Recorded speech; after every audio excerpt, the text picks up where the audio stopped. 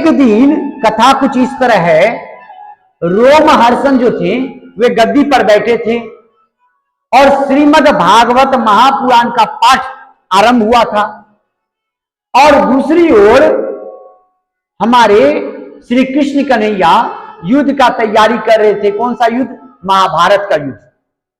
दूसरी तरफ कथा को सचिन जी अच्छी तरह से श्रवण कीजिए, बड़ा उपकारी है, बड़ा सुंदर समझ में आएगा।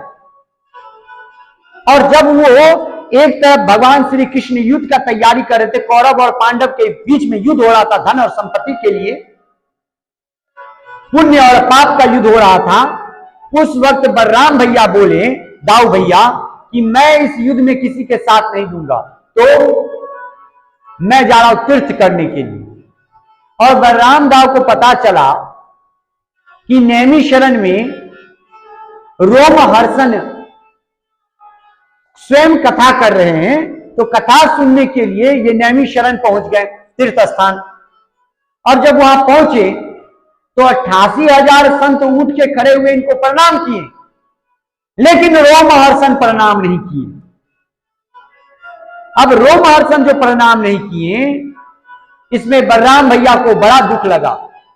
वो सोचे, एक ब्राह्मण, एक साधु, एक संत, उनमें यदि नम्रता नहीं है तो आने वाला पीढ़ी क्या सीखेगा? ये सोचते हुए उनको क्रोध आया।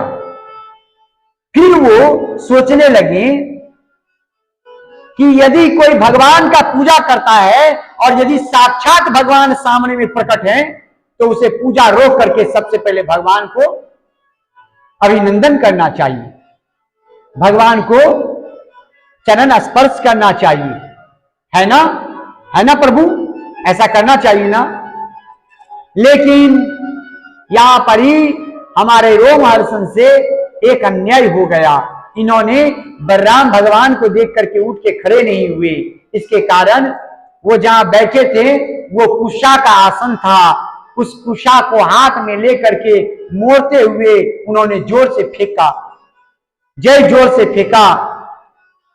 वो कुशा एक बाण का रूप, ब्रह्म बाण का रूप ले लिया और लेकर के रोमहर्षण के गले में लग करके वो गला कट गया।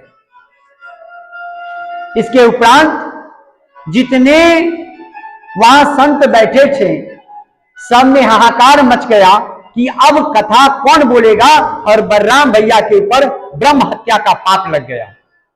अब क्या होगा? तो अब यह होगा कि ब्रह्म